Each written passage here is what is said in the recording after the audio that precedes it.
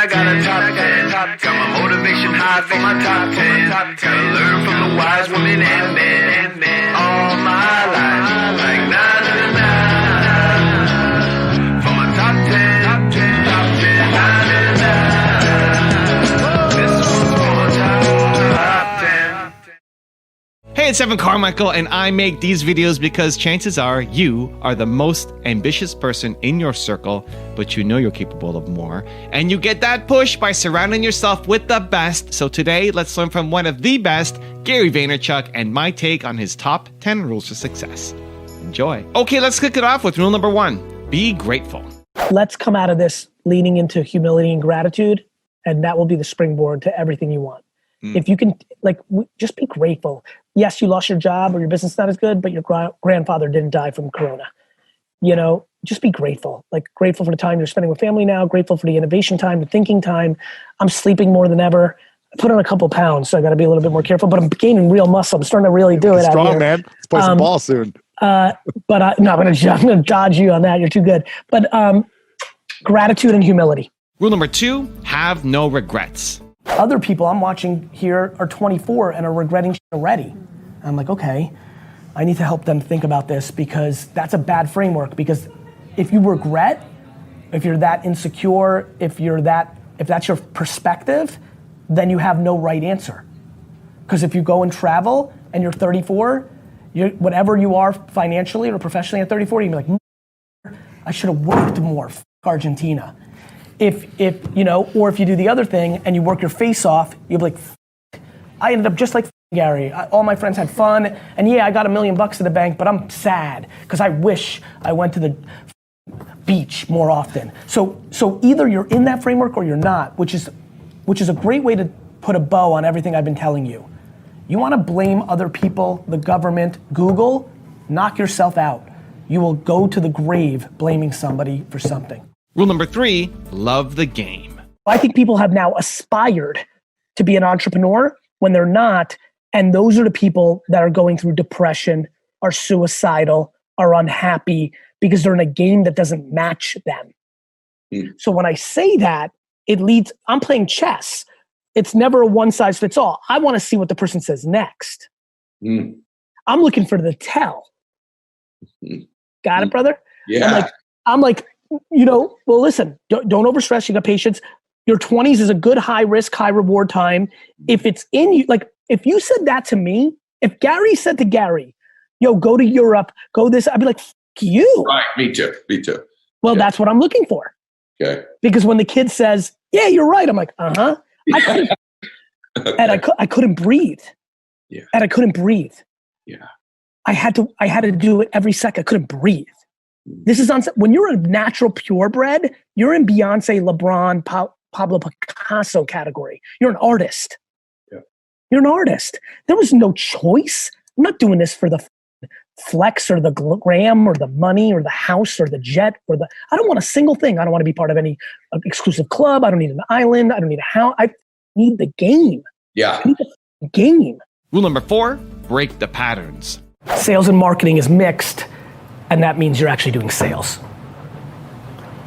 And if marketing is put into a place where it's all upside, because marketing is gray. It is intuitive, right? Okay. So if the rule is 500,000, I'm making shit up. And there's no, at the end of the day, it's if you were the head of it for me, I'd be like, it's 500,000 and my team will tell you this. James will definitely tell you this. It's I don't give a We'll talk at the end of the year. Explain yourself. But I have no judgment. I'm not booing or cheering along the game. Just tell me when it's 000 and explain to me why we lost 112 to 88 or why we won 112 to 88, and you just hold that person accountable. That's how marketing needs to work. Because that's marketing. You have to be able to do something ridiculous like buy $50,000 worth of bananas and send them to dentists just because it's so ludicrous that they're like, what the f? You see where I'm going now? As silly as what I just said to you, you would be shocked how smart what I just said actually is based on how silly it sounds. The world is busy. Yeah. The way you break through is by breaking patterns. If you're a dentist and you get a banana sent to you in the mail and you wrote a note on it in pen, that's just weird. Weird enough to give you awareness. Also, if you want to build more confidence, the science says it can take up to 254 days of consecutive action to successfully build a habit. So I've created a free program for you where every day for 254 days, I will send you an unlisted video to your email, absolutely free, to help you build your confidence. The link to join is in the description below. We are strong as shit. We're really f***ing strong. We're just being sold that we're not because there's a lot of money. In a success world, please understand that success is happiness, not net dollars in. I always choose positivity. I look at other people around me. This is not just about me that are winning. They choose positivity. I look at the people around me that are not winning, that are not progressing, that are not advancing. They're choosing negativity. Rule number 5, have self-awareness. I do not like negativity. And so in my early years, since I started running companies right from the beginning, my historic vulnerability that I continue to work on and is far great in a better place than it used to be is in my unbelievable disdain for confrontation and negativity. I wasn't candorous enough and would surprise people when I would fire them. And also created a level of entitlement, which usually led to the firing, because they weren't getting negative feedback, they were just getting positive reinforcement. And then suddenly something happened. And they became delusional. No, and unfortunately, it wasn't that suddenly something happened. For the last 3 years, they've always been bad at these 3 things. I just don't focus on negatives, I focus on positives. They don't hear anything about it, and then they get called into the meeting probably thinking they're about to get a raise because 4 weeks ago I gave them a high five about something they do well. And then I'm like, hey Jan, hey Rick, we're gonna have to talk about you not being here. And they would be flabbergasted. And I would defend my actions to myself in my 20s and early 30s on they're delusional, how did they not know, couldn't they tell? But a lot of people don't deploy the self-awareness that I was gifted with. It's not, and more importantly, employees always have other side, like everybody, there's always 2 sides to a story. So over the last 3 or 4 years, and I'll tell you that my brother AJ, who was 22 years old when he became my partner at VaynerMedia 10 years ago, he is far, he's a good balance. My dad is overcritical and only focused on the negative. So I think I naturally was over positive, but then being in the same company with him and a father-son, I almost had to be 100% positive to offset 100% negative, and that's the truth. Rule number 6, face your fears. You need to figure out who you're most upset about losing in front of. What if it's literally everybody? That's great. Then you need to start really thinking about creating behavior to make yourself lose more. You basically are in the same place that a slow maturing 11-year-old is who hasn't started swimming yet. The only answer to your question is to jump in the pool. If you were like my younger sister, I would tell you that everything you should do for the next 5 years are things that you're likely gonna lose at until it becomes so numb that it changes your relationship with losing. Hating to lose in the way that you're describing it is completely predicated on not being able to deal with other people's judgment. And that is a tough spot to be in.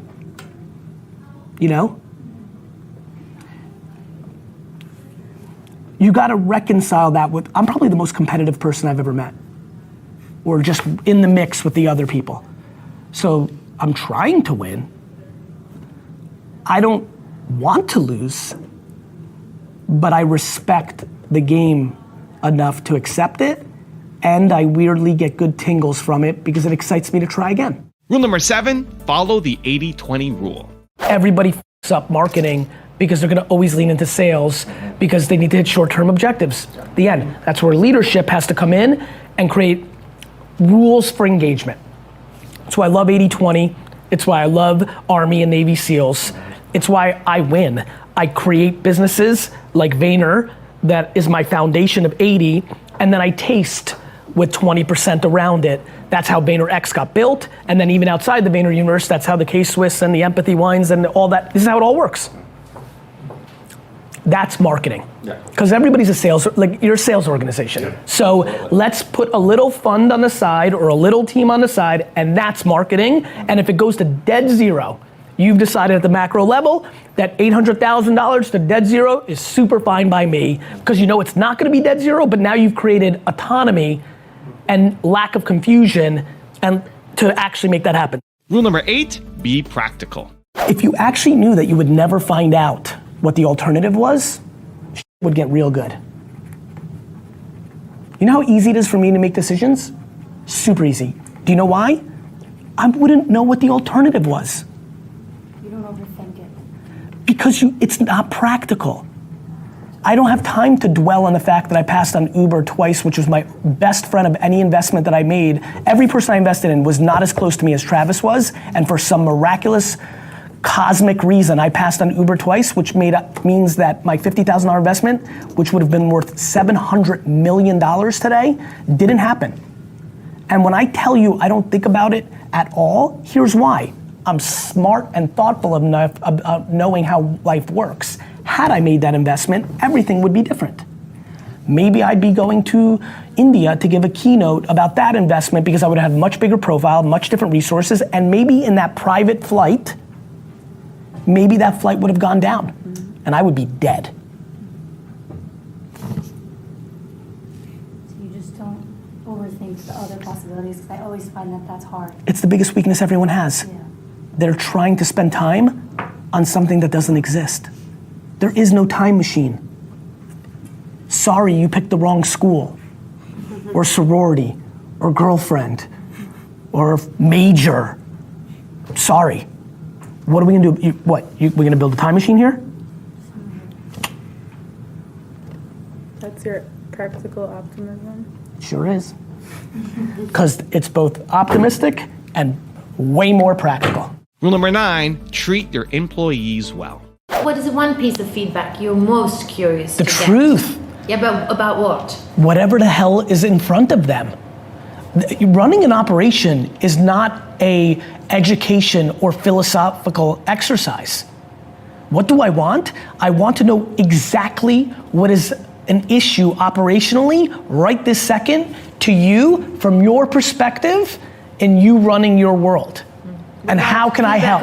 On your leadership, what are you most curious about? The reverse of that coin. What can I do to put you in the best position to succeed? Are you looking to talk to me more often? Are you talking to me less? Do you need some leeway with your financial P&L? Do you need me to rah-rah the troops? Do you want me to go talk to the most senior client because the client that you work with, which is the second most senior client, is giving you a very difficult time?